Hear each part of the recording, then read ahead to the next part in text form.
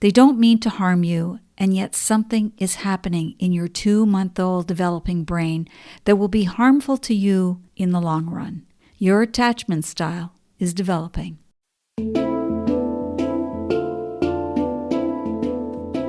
Welcome to NVC Life. I'm Rachelle Lamb, veteran NVC trainer and relationship coach, helping listeners navigate interpersonal conflict and ground more deeply into relational living.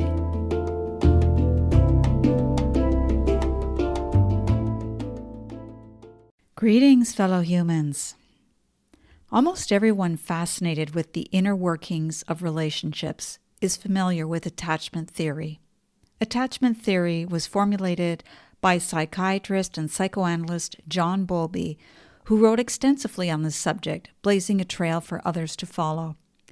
From the Handbook of Attachment, Theory, Research, and Clinical Applications by Jude Cassidy and Philip Shaver, according to attachment theory, attachment in infants is primarily a process of proximity seeking to an identified attachment figure in situations of perceived distress or alarm for the purpose of survival. Infants become attached to adults who are sensitive and responsive in social interactions with the infant and who remain as consistent caregivers for some months during the period from about 6 months to 2 years of age. Parental responses lead to the development of patterns of attachment, which in turn lead to internal working models, which will guide the individual's feelings, thoughts, and expectations in later relationships. End of quote. Early life adversity and disruption of secure attachment have enormous impact on a child's development, as well as on his or her physical and emotional well-being. Childhood is the period of life where patterns of relating become established and will carry into adulthood. And adult relationships, especially those within a marital or romantic relationship, is typically where early patterns of relating will emerge. Unfortunately, many of those patterns will negatively impact our most important relationships, which is typically the point where a relationship will end, or partners will seek counseling, or they will persist and continue to maintain their patterns of unhealthy relating. Poor communication is regularly cited as one of the main reasons that relationships fail. Certainly, communication plays a role in our relationships, but I personally believe it's far more complex than a matter of communication. We can't discount, for instance, that most couples in the early stages of their relationship, the stage where they're madly in love, could never imagine the problems that will undoubtedly interrupt their symbiotic bliss. Couples in this stage would usually describe themselves as being excellent communicators. Some of them even complete each other's sentences and consider it an indisputable sign that they are a perfect match. As anyone with relationship experience knows, the road ahead for any couple is a rocky one. And so what does this have to do with attachment? Well, remember where I said earlier that marital and romantic relationships is typically where early patterns of relating will emerge? And also the first quote I offered from Cassidy and Shaver? Parental responses lead to the development of patterns of attachment, which in turn lead to internal working models, underline that, which will guide the individual's feelings, thoughts, and expectations in later relationships. So bearing all this in mind, I'm going to invite you to do a little visualization. Be warned that this might not be easy, but I simply want you to imagine yourself as a 2-month-old baby. It's 7 p.m. and your caregiver has laid you down in your crib. It's time for you to go to sleep. Your caregiver speaks lovingly to you, maybe says something like, "You're the sweetest baby in the world. We love you so much." They might even sing you a song. "Twinkle, twinkle, little star, how I wonder what you are." Good night, little one. Sweet dreams. Now imagine that you feel quite content and settled, and that you drift off easily. But then imagine that you wake up. You don't know when or why, but you do. You start to cry. You want that familiar person to be close to you. You want closeness. The door opens, someone enters the room, and there's a bit of light entering the room from the hallway. The person places their warm hand on your belly and whispers, "There, there. Go to sleep, little one. Everything's okay." You need your sleep. You suddenly feel calm. After a minute, the person leaves and you're alone again. You start to cry. No one comes. You keep crying. No one comes. You cry louder. You're now wailing. No one comes. You cry. You cry. You cry yourself to sleep. And while you don't know it, in your state of distress, your caregivers are in the next room watching television or scrolling on social media or collapsed on the couch in sheer exhaustion from the daily grind that they are subjected to in order to keep a roof over the family. They don't mean to harm you, and yet something is happening in your 2-month-old developing brain that will be harmful to you in the long run. Your attachment style is developing. Okay, that's the end of the visualization. Now, if you are a product of modern child rearing practices, you probably actually experienced the situation that I just described to you. I invite you to consider the fact that up until very recently, we humans did not sleep alone. The nursery, the crib, the playpen, and other similar newborn products, these are all recent inventions. Human survival required infants to be in close and constant contact with their caregivers. An infant would never have been left alone in the middle of the night while mom and dad went to a different cave. And your caregivers would not be represented by 1 or 2 people. There would have been many people in your midst because it takes a village to raise a child.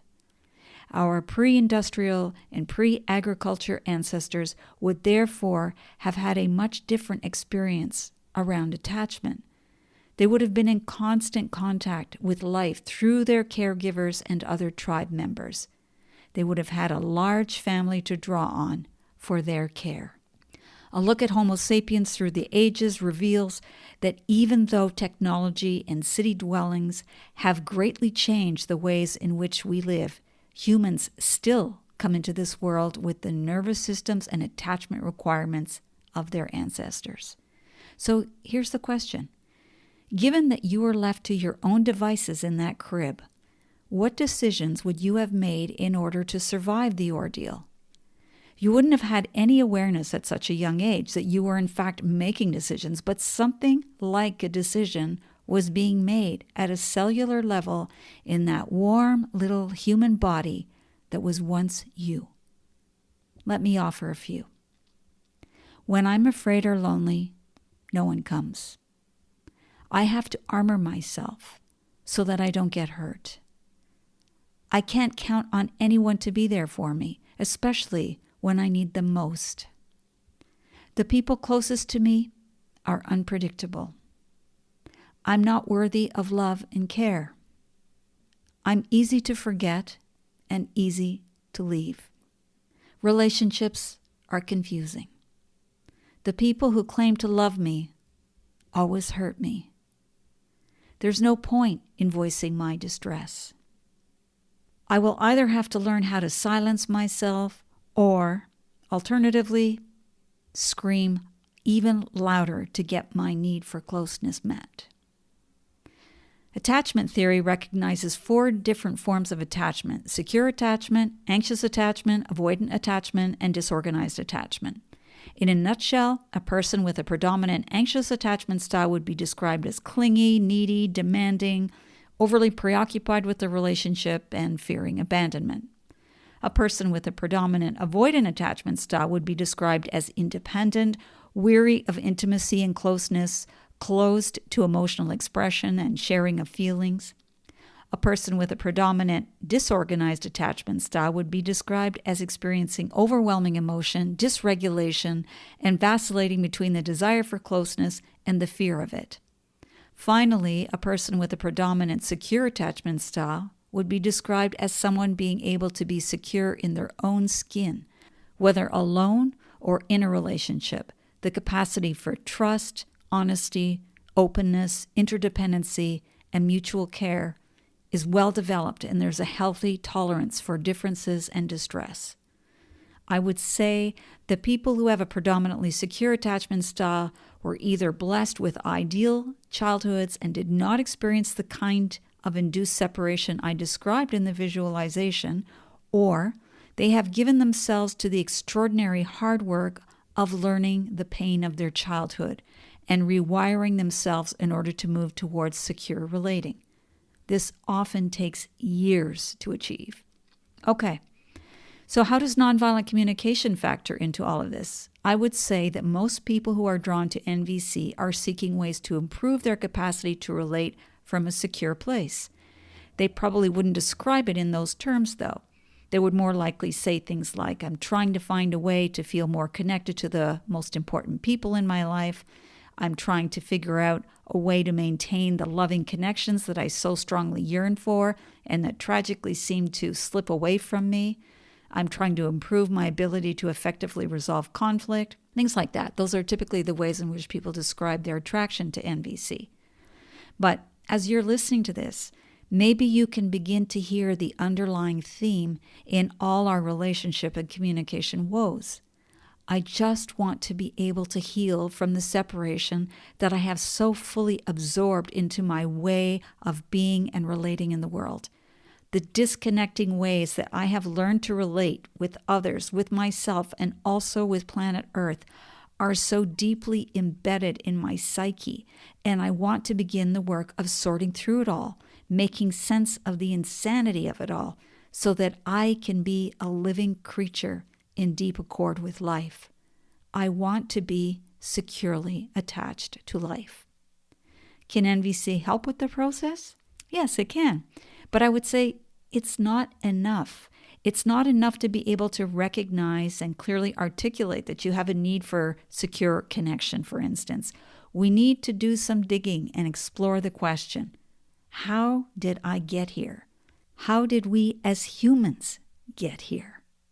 I offer an excerpt from a book I've referred to in a previous episode. My name is Chellis, and I'm in recovery from Western civilization. Chellis Glendenning writes in Chapter 9, The First Step, trauma specialists tell us that recovery unfolds in a recognizable progression of stages that move, according to psychiatrist Judith Herman, from unpredictable danger to reliable safety, from disassociated trauma to acknowledged memory, and from stigmatized isolation to restored social connection. Glendenning goes on to say, first comes the deconstruction of the inner structures originally invented for survival. This consists of releasing the barriers of amnesia, denial, and dissociation, making a safe place for the healing process, and allowing for conscious remembrance, both cognitive and emotional, of the traumatic experience. The goal is to uproot the patterns of dysfunction. Next comes the restoration, retrieving lost and never developed qualities, capabilities, and meaning, reclaiming the potential to become a whole person, reintegrating one's life into the human community. That's the end of the excerpt. Again, it's not enough to simply recognize your predominant attachment style and then articulate your need for a secure connection. To repeat what Glendenning writes, one needs to break through the amnesia, denial, and dissociation that keeps us stuck. I don't know how many of us consider our very earliest experiences where our primal needs for warmth and connection as infants were inconsistently met as a significant event. But I suggest that it's a good place to start, no matter what you believe about modern child rearing practices. When you were new to the world, you responded to your environment as all young, vulnerable mammals do.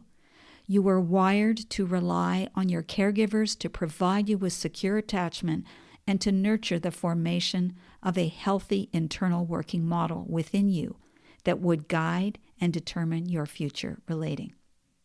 I conclude this episode with a quote from John Bowlby. We're only as needy as our unmet needs. Thank you for listening.